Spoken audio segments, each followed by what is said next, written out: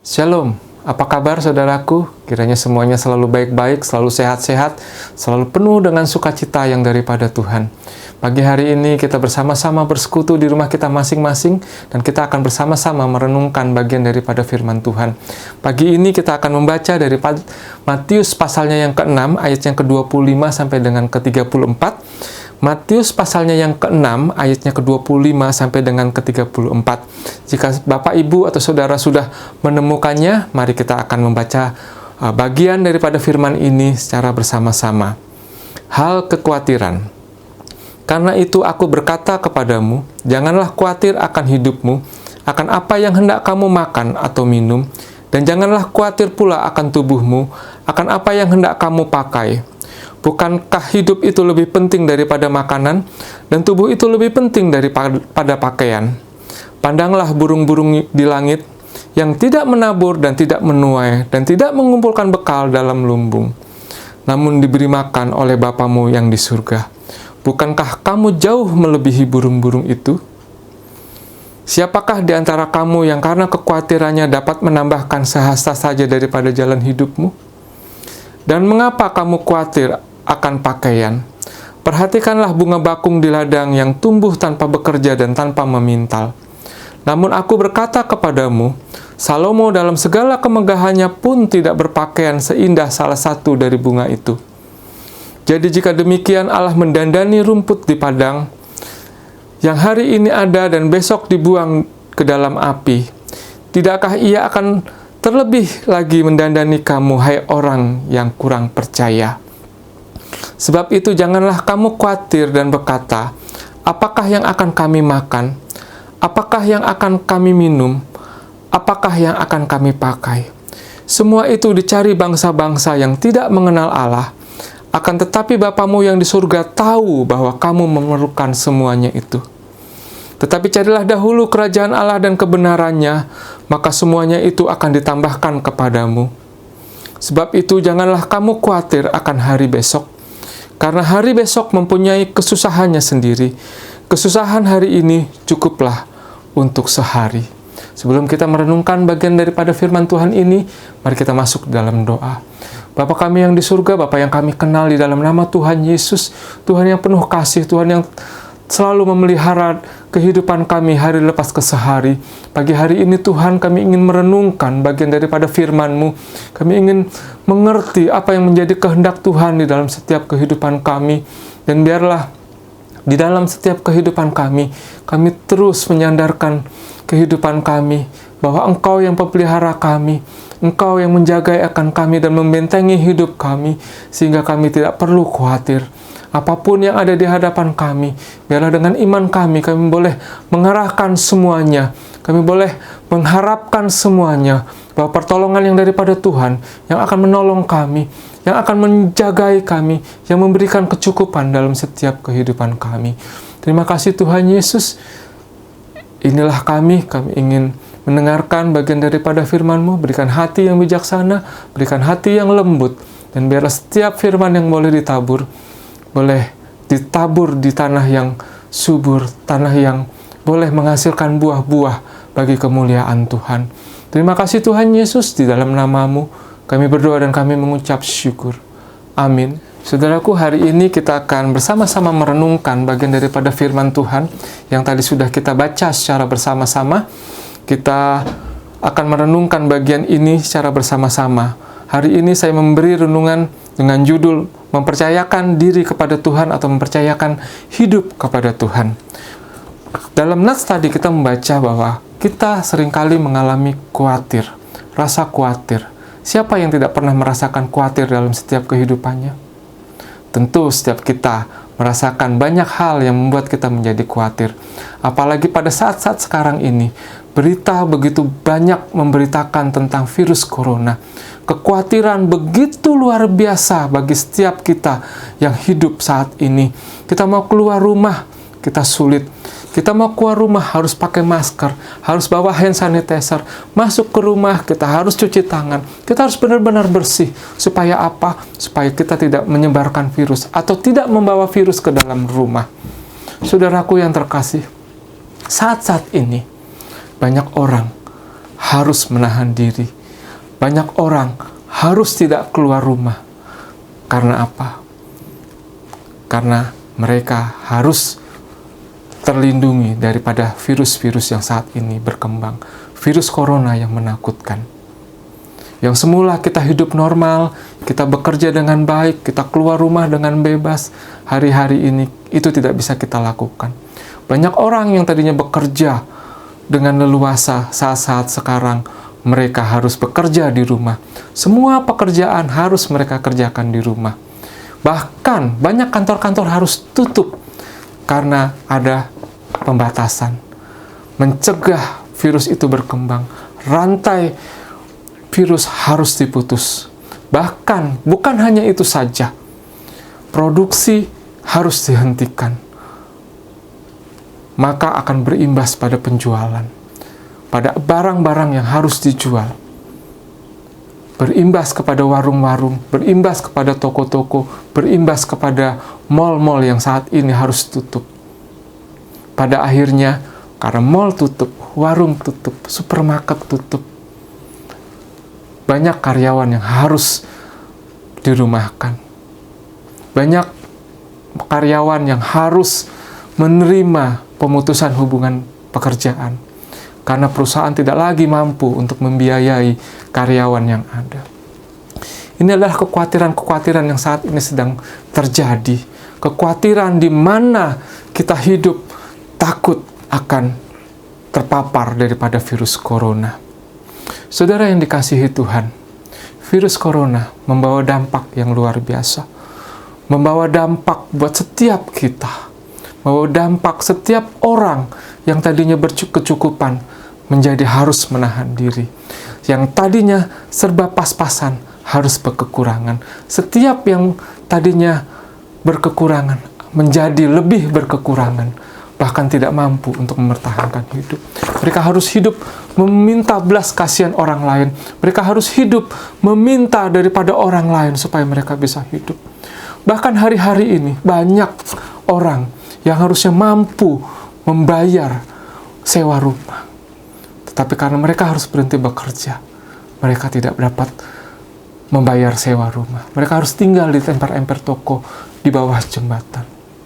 Inilah dampak-dampak yang terjadi yang saat ini ada di mana-mana. Bukan hanya ada di negara kita saja di Indonesia, tapi banyak negara-negara yang ada di luar. Ratusan negara mengalami hal yang sama. Banyak negara-negara bahkan harus berebut, rakyatnya harus berebut untuk makan. Mereka harus bertengkar untuk sesuap nasi. Bahkan mereka harus mengumpulkan sisa-sisa makanan. Mereka harus mengumpulkan itu semuanya untuk mereka dapat hidup. Mereka dapat mengisi perut mereka. Satu ketakutan yang luar biasa. Jikalau masa perang kita tahu siapa musuh kita yang ada di hadapan kita. Tapi pada saat ini, pada saat kita menghadapi virus corona yang sedang berkembang, kita tidak tahu di mana musuh kita. Yang pasti kita harus waspada. Jangan sampai pada saat kita lengah, virus itu mengenai kita dan pada akhirnya kita harus melakukan perawatan. Sesuatu yang sangat mengerikan bagi kita. Sesuatu yang sangat menakutkan. Sehingga kita harus berjaga-jaga. Kita tidak tahu. Bahkan kita timbul rasa curiga pada saat kita keluar rumah. Pada saat kita berbelanja. Kita ketemu orang lain. Oh, jauh-jauh. Jauh-jauh. Kenapa? Kita nggak tahu orang yang ada di sebelah kita. Apakah dia sehat? Apakah dia membawa virus? Kita tidak tahu. Tetapi itulah kondisi yang ada saat ini. Setiap orang mengalami ketakutan, setiap orang merasakan kegelisahan yang sangat-sangat luar biasa. Saudaraku yang dikasihi Tuhan, Matius 6 ayat 25 sampai dengan 33 mengatakan tentang kekhawatiran.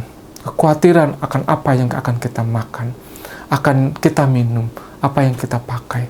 Secara garis besar, hal ini kita bisa bagi menjadi beberapa bagian. menjadi 3 bagian besar yang saya bagi. Yang pertama adalah masalah makanan, di mana masalah makanan yang membuat kita harus tetap hidup, membuat kita harus tetap sehat. Yang kedua adalah pakaian. Bagaimana pakaian itu melindungi kita dari sengatan matahari, pakaian itu melindungi kita dari virus-virus, pakaian itu melindungi kita untuk kita tetap juga menjadi sehat, terlindungi. Yang ketiga adalah tempat tinggal, di mana kita membutuhkan tempat tinggal untuk kita menjadi aman, untuk kita boleh hidup lebih sehat, kita boleh beristirahat dan menikmati setiap kehidupan kita dari hari lepas ke sehari. Makan. Orang tidak bisa tidak makan. Orang tidak makan berarti orang tidak hidup. Atau jika kita tidak makan, maka di hadapan kita akan berhadapan dengan kematian. Itu sebabnya kenapa orang begitu mengusahakan bagaimanapun caranya, saya harus makan, saya harus sehat, saya harus bisa mengenyangkan perut saya. Setiap orang berusaha mencari sesuap nasi dengan caranya, meskipun seadanya, meskipun tidak enak rasanya. Yang penting saya makan. Yang penting saya bisa hidup. Yang penting saya bisa melakukan segala sesuatunya asal perut menjadi kenyang. Saudara yang dikasihi Tuhan, selain masalah makanan, juga adalah masalah pakaian. Dengan pakaian kita bisa melihat orang yang ada di hadapan kita. Dari cara berpakaiannya, dari cara dia mengenakan pakaiannya, kita tahu orang tersebut dari kalangan apa. Orang tersebut bagaimana memelihara hidupnya untuk tampil beda dengan orang-orangnya dari sekitarnya. Meskipun dengan caranya yang berbeda pula dengan yang seharusnya. Banyak saat ini orang memanipulasi kehidupannya. Yang penting saya tampil beda. Yang penting saya berpakaian cakep, mewah sehingga orang menganggap saya. Saya nggak mau orang melemehkan saya hanya gara-gara pakaian saya.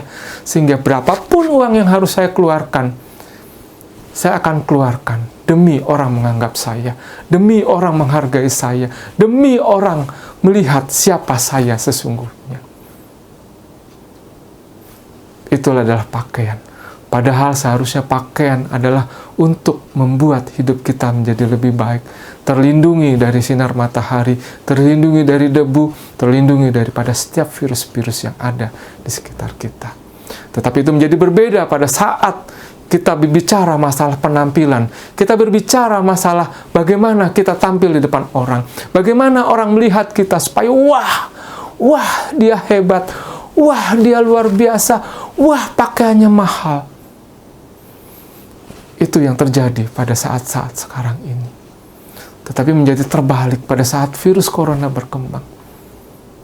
Itu semuanya menjadi ditinggalkan. Banyak toko-toko baju yang saat ini sedang tidak laku karena orang berpikir pakaian menjadi nomor 2, perut menjadi nomor 1. Bagian yang selanjutnya adalah kita khawatir dari bagaimana kita membutuhkan tempat tinggal.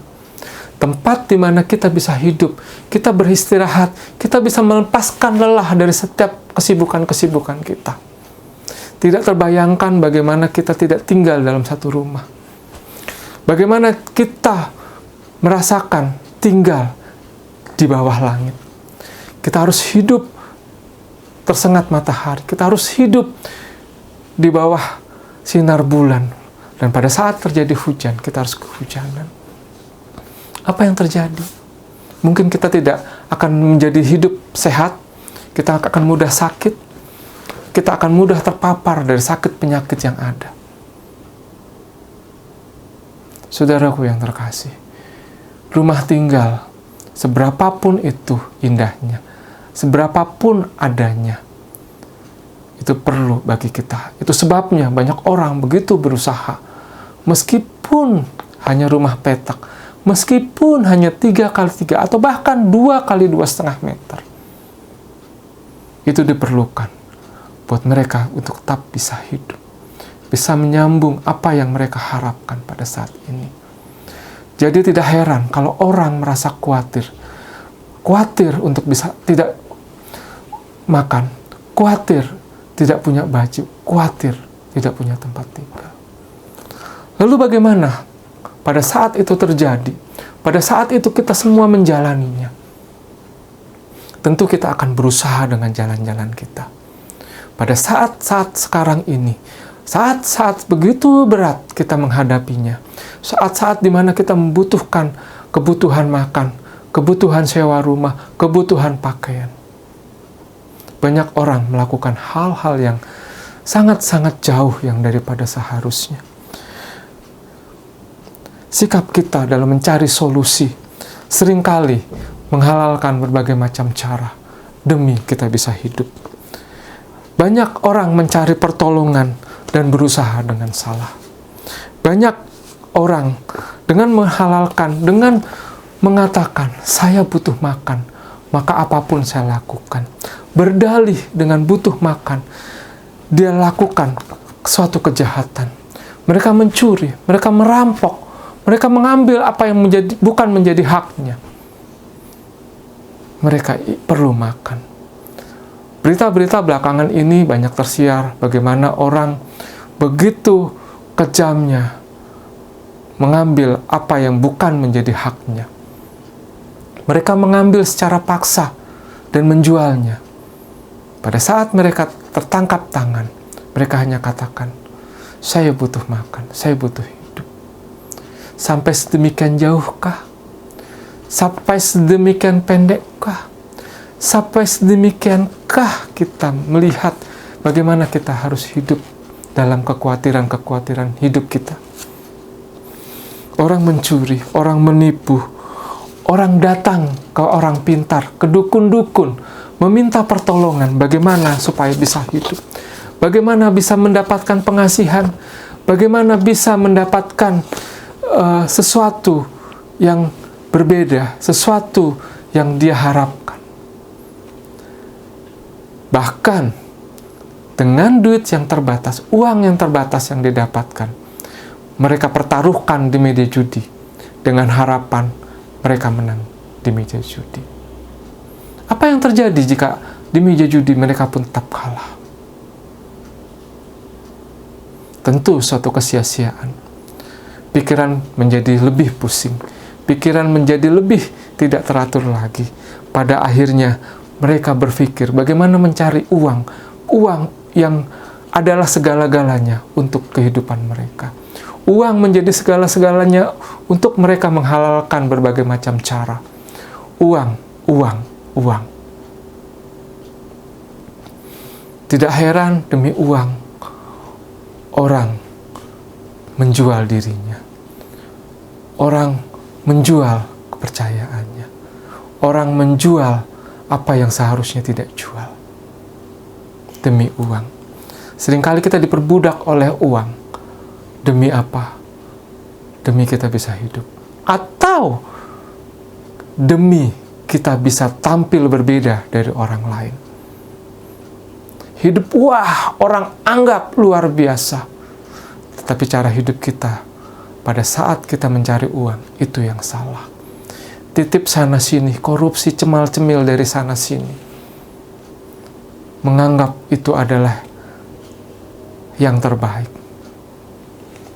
Saudara yang dikasihi Tuhan, 1 Timotius 6 ayat 9 sampai 10 mengatakan, tetapi mereka ingin kaya, terjatuh ke dalam percobaan, ke dalam jerat dan ke dalam berbagai-bagai nafsu yang hampa dan yang mencelakakan, yang menenggelamkan manusia ke dalam keruntuhan dan kebinasaan.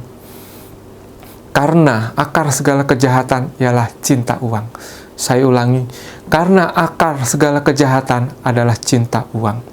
Sebab oleh memburu uanglah beberapa orang telah menyimpang dari iman dan menyiksa dirinya dengan berbagai-bagai duka.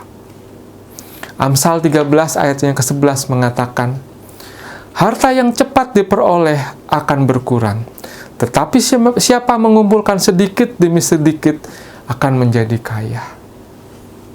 Bagian lain Yeremia 17 ayat 5 sampai dengan yang ke-7. Beginilah firman Tuhan. Terkutuklah orang yang mengandalkan manusia dan mengandalkan kekuatannya sendiri dan yang hatinya menjauh dari Tuhan. Ia akan seperti semak bulus di padang belantara. Ia tidak akan mengalami datangnya keadaan baik. Ia akan tinggal di tanah angus di padang gurun, di negeri padang asin yang tidak berpenduduk. Diberkatilah orang yang mengandalkan Tuhan, yang menaruh pengharapannya kepada Tuhan. Saudaraku yang dikasihi Tuhan, jika kita sebagai anak-anak Tuhan, kita tahu bagaimana kita harus mengandalkan Tuhan. Tetapi kita dalam setiap kehidupan kita, kita mengandalkan pikiran kita mengandalkan kekuatan kita. Itu semuanya adalah kesia-siaan. Kita tahu, dalam setiap kehidupan kita, seringkali kita mengandalkan pikiran kita mengandalkan kekuatan kita. Kita tidak mengandalkan apa yang menjadi kekuatan kita adalah Tuhan yang ada dalam setiap kehidupan kita. Yeremia mengatakan, diberkatilah orang yang mengandalkan Tuhan dan menaruh pengharapannya kepada Tuhan. Hari ini, Tuhan mengatakan kepadamu, taruhlah harapanmu kepada Tuhan. Arahkan pandanganmu kepada Tuhan. Karena dengan demikian, engkau akan diberkati Tuhan. Jelas di sini firman Tuhan mengatakan buat kita semuanya, mengandalkan kekuatan manusia adalah suatu kesia-siaan. Akan tidak ada gunanya. Apalagi pada saat kita mengandalkan kekuatan kita jauh daripada Tuhan. Kita jauh dari perhatian Tuhan. Apa yang kita pikirkan adalah pikiran kita. Apa yang kita kerjakan adalah pikiran kita. Orang yang mengandalkan Tuhan akan diberkati. Orang yang mengandalkan Tuhan dalam hidupnya menjadi tidak khawatir, meskipun ada banyak hal yang dihadapi. Mengapa? Mengapa kita harus mengandalkan Tuhan? Kita lihat, mengapa kita mengandalkan Tuhan? Karena kealahannya, karena kedirian Allah atau kealahan itu sendiri yang begitu luar biasa. Allah adalah pencipta, Allah yang menjadikan semua yang ada di muka bumi ini. Allah yang menjadikan kita, bahkan Allah tahu detail demi detail apa yang kita pikirkan, apa yang menjadi perasaan kita, apa yang menjadi kebutuhan kita. Kejadian 1 ayat 1 sampai yang kedua. Pada mulanya Allah menciptakan langit dan bumi. Bumi belum berbentuk dan kosong. Gelap gulita menutupi samudra. Dan roh Allah melayang-layang di atas permukaan air. Allah tidak ada ujung awal dan tidak ada ujung akhirnya. Begitulah kebesaran Tuhan, begitulah kemuliaan Tuhan. Begitu luar biasa Allah yang adalah pencipta, Allah yang membentuk kita dalam setiap kehidupan kita. Ibrani 11 ayat yang ketiga. Karena iman kita mengerti bahwa alam semesta telah dijadikan oleh firman Allah. Sehingga apa yang kita lihat telah terjadi dari apa yang tidak dapat kita lihat. Alam semesta telah dijadikan oleh firman Allah. Sehingga apa yang kita lihat telah terjadi dari apa yang kita tidak lihat.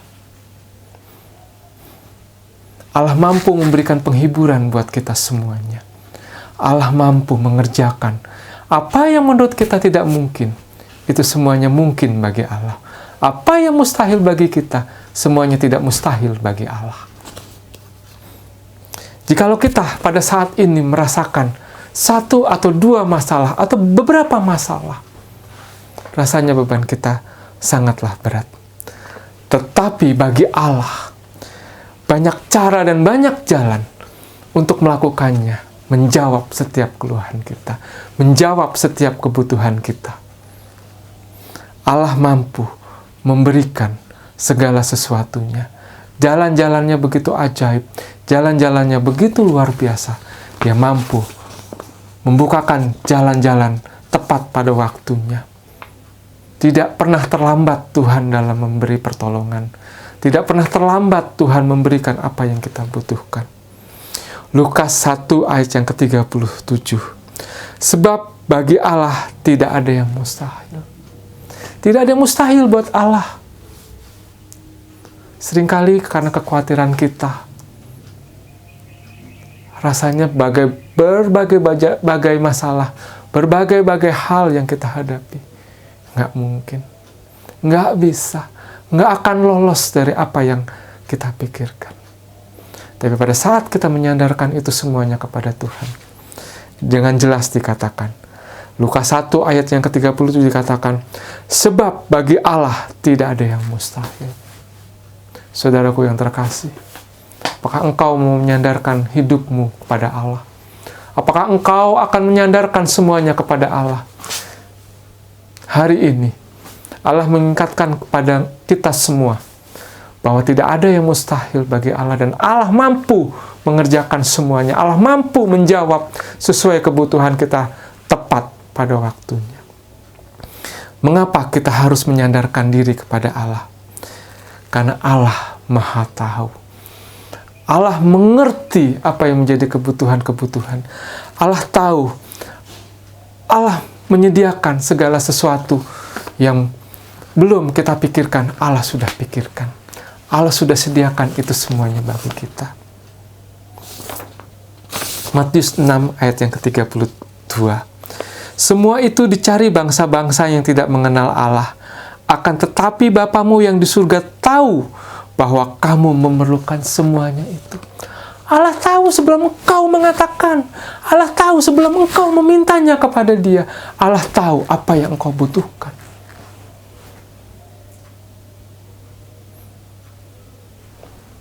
Ibrani 4 ayat yang ke-13. Dan tidak ada suatu makhluk pun yang tersembunyi di hadapannya. Sebab segala sesuatu telanjang dan terbuka di depan mata Dia, yang kepadanya kita harus memberi pertanggungjawaban. Di depan Allah tidak ada yang bisa kita sembunyikan. Seringkali kita menutupi apa yang menjadi kebutuhan kita. Apa yang menjadi beban-beban kita menutupin. Kita takut mengatakan kepada Tuhan. Kita nggak berani. Kita nggak berani mengandalkan apa yang menjadi seharusnya kita lakukan.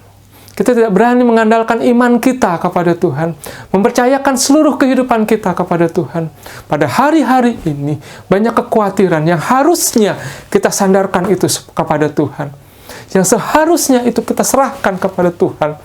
Karena Tuhan tahu apa yang menjadi kebutuhan kita. Semua sudah Tuhan sediakan bagi kita. Tidak ada yang terluput.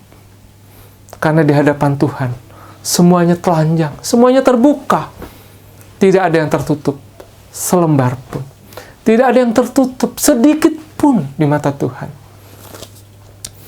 Hari-hari ini, kita perlu mengandalkan Tuhan di dalam setiap kehidupan kita. Karena kita memerlukan berkat-berkat Tuhan. Tuhan mengharapkan pada hari ini kita percaya kepadanya. Tuhan mengharapkan engkau menyerahkan seluruh kehidupanmu, sehingga Tuhan mengendalikan seluruh kehidupanmu. Andalkan Tuhan, jadikan Tuhan sebagai penolongmu. Tuhan yang menopang seluruh kehidupanmu. Yeremia 17 ayat 7 sampai dengan ke-8. Diberkatilah orang yang mengandalkan Tuhan dan menaruh harapannya kepada Tuhan. Ia akan seperti pohon yang ditanam di tepi aliran air, yang merambatkan akar-akarnya di tepi batang air, dan yang tidak mengalami datangnya panas terik, yang daunnya tetap hijau, yang tidak khawatir dalam tahun kering, dan yang tidak berhenti menghasilkan buah. Tuhan menjanjikan ini, bahwa tidak akan pernah berkesudahan, bahwa tidak pernah berkat-berkat Tuhan itu terhenti. Dia akan memberikan seperti aliran air, memberikan nutrisi pada pohon-pohon yang akan menghasilkan buah. Begitu juga dalam kehidupan kita, akan memberikan nutrisi-nutrisi pada iman kita untuk selalu mengandalkan Tuhan. Saudara yang kukasihi, andalkan Tuhan dalam hidupmu. Ibrani 11 ayat yang pertama. Iman adalah segala sesuatu yang kita harapkan dan bukti dari segala sesuatu yang tidak kita lihat. Apakah saudara hari ini akan melihat bukti daripada kebesaran Tuhan? Akan melihat bukti pada saat engkau beriman, mempercayakan seluruh kehidupanmu kepada Tuhan, akan ada jawaban Tuhan dalam setiap kehidupanmu. Mungkin engkau hari ini banyak beban-beban sehingga engkau lari dari hadapan Tuhan. Engkau tidak mempercayakan Tuhan dalam setiap kehidupanmu. Engkau mengandalkan hidupmu, pikiranmu, tenagamu, sehingga engkau jauh daripada Tuhan. Hari ini firman Tuhan mengatakan, andalkan Tuhan, percaya kepada Tuhan, beriman penuh kepada Tuhan. Tuhan akan kerjakan itu semuanya bagi kita. Hari ini, saya mengajak pada saudara semua yang merasakan beban-beban berat, angkat tanganmu. Angkat tanganmu, katakan kepada Tuhan, ini aku Tuhan. Ini aku Tuhan dengan segala keberadaanku. Aku ingin Engkau ada, menopang hidupku, menarik tanganku, memberikan kekuatan di hari-hari sulit pada saat ini. Jika engkau hari ini ada beban-beban akan kebutuhan hidup, akan keluh kesah bagaimana hari ini harus makan, bagaimana harus tinggal, serahkan hari ini kepada Tuhan. Katakan kepada Tuhan, ini kebutuhanku. Jikalau pada pagi hari ini, pada hari ini, ada sakit penyakit yang engkau rasakan, katakan kepada Tuhan, Tuhan tolong aku, sembuhkan sakit penyakitku, sembuhkan apa yang menjadi bebanku.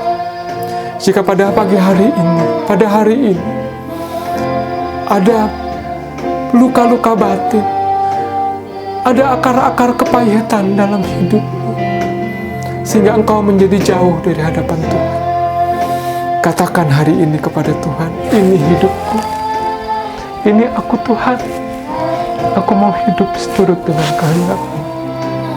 Jikalau pada hari yang aku lewati, aku berpikir serong dari hadapan-Mu, aku berpikir melenceng dari hadapan-Mu Tuhan, pagi ini aku menyerahkan seluruh kehidupanku dalam tangan pengasihan. Mohon pengampunan-Mu Tuhan dan belas kasihan-Mu Tuhan terhadap hidupku.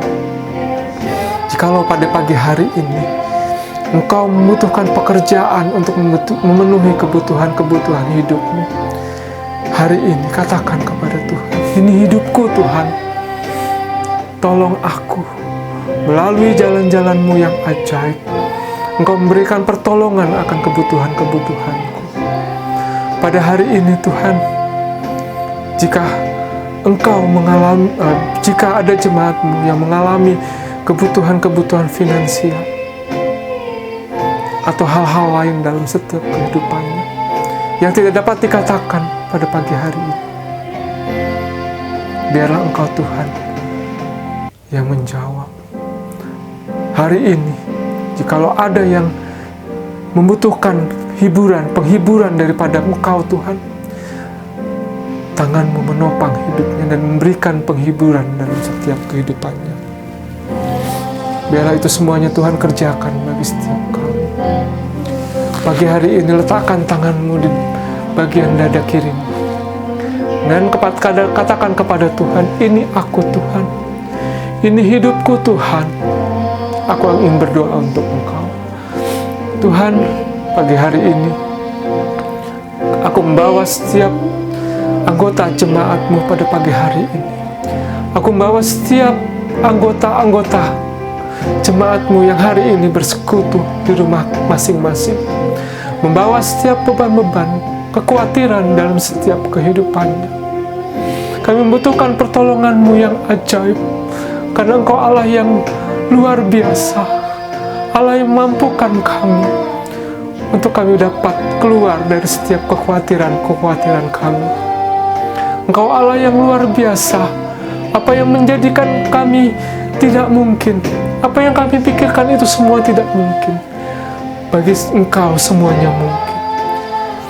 Tuhan, pagi ini kami membawa setiap kehidupan kami dan kebutuhan-kebutuhan kami. Membutuhkan pertolongan-Mu Tuhan. Kiranya Engkau menjawab. Engkau memberi topangan dalam setiap kehidupan kami. Banyak kekhawatiran, banyak hal yang kami takutkan pada saat pandemi virus corona saat ini Tuhan. Pagi ini kami membawa setiap kehidupan kami, mohon pertolongan Tuhan, memampukan kami menghadapi ini semuanya. Buat saudara-saudara kami yang membutuhkan pertolongan Tuhan, angkatkan beban mereka, hiburkan, cukupkan. Kalau ada masalah, 1-2 masalah, atau banyak masalah, kami yakin dan percaya, ada banyak cara dan banyak jalan-jalan Tuhan untuk menyelesaikan itu semuanya. Banyak berkat-berkat Tuhan akan Tuhan curahkan buat kami semuanya. Terima kasih Tuhan Yesus. Kami mau sandarkan dan serahkan semuanya ke dalam tangan pengasihan Tuhan. Kami mau mengandalkan hidup kami, mengarahkan iman kami kepadamu, mengarahkan semua kekuatan hidup kami ditopang oleh Tuhan, dibentengi oleh Tuhan, ditutup bungkus dengan kuasa Roh Kudus Tuhan. Dan biarlah kami hidup ada dalam perlindungan Tuhan, ada dalam kekuatan Tuhan yang memberikan kemampuan bagi kami untuk hidup. Terima kasih Tuhan, inilah kami yang lemah, kami yang tidak ada apa-apanya pagi hari ini. Kami membawa segala hidup kami ke dalam kuasa kasih-Mu. Terima kasih Tuhan Yesus, kami serahkan semuanya, kami sandarkan semuanya di dalam nama Tuhan Yesus, Tuhan dan Juru Selamat kami yang hidup, Tuhan yang telah mengasihi dan memelihara hidup kami. Amin. Saudaraku yang terkasih, andalkan Tuhan dalam setiap kehidupanmu. Jangan khawatir, jangan mengandalkan tenagamu, jangan mengandalkan pikiranmu. Kalau virus corona saat ini sedang berjangkit, arahkan kepada Tuhan, mohon perlindungan Tuhan untuk selalu menjaga kehidupan kita. Jaga kesehatan, ikuti protokol kesehatan yang berlaku, makan makanan yang bergizi, dan selalu serahkan hidupmu kepada Tuhan. Berjalanlah selalu bersama dengan Tuhan. Selamat pagi, selamat beraktivitas, dan memandang hari depan penuh harapan. Tuhan Yesus memberkati. Amin.